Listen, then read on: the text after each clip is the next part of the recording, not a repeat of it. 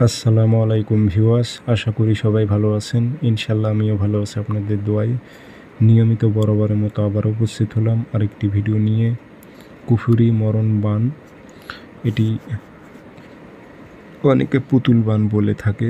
তো এটি কুফুরি একটি বান, যার উপর প্রয়োগ করবেন সে চিরতরে শেষ হয়ে যাবে। এটি কিন্তু কুফুরি। অনেকে বলবে যে না এটি কুফুরি না, কিন্তু না, এটি কুফুরি। তো যাদের ইচ্ছা হয় প্রয়োগ করবেন।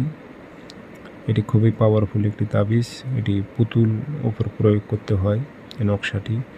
তো কীভাবে করবেন, নিয়মকানুন সব কিছু বলে দিতেছি।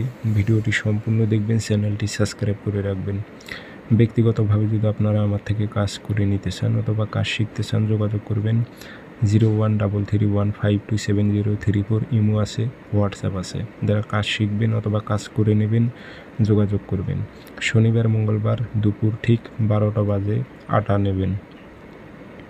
আমরা যে রুটি খাই এই আটা নেবেন, গম হোক যেটারই হোক আটা নেবেন। আটার একটি পুতুল তৈরি করবেন। নারী হলে নারী আকৃতি, পুরুষ হলে পুরুষ আকৃতি পুতুল তৈরি করবেন। পুতুল তৈরি করে পুতুলের মধ্যে নকশাটি দিবেন। নকশাটি লিখে নেবেন আগে কালো কালি দিয়ে, নাম টাম সব দিয়ে দিবেন। অমুকের ছেলে অমুক, যা উদ্দেশ্য তাই লিখবেন। এই পুতুলের একেবারে সিনা বরাবর, বুক বরাবর নকশাটি দেবেন।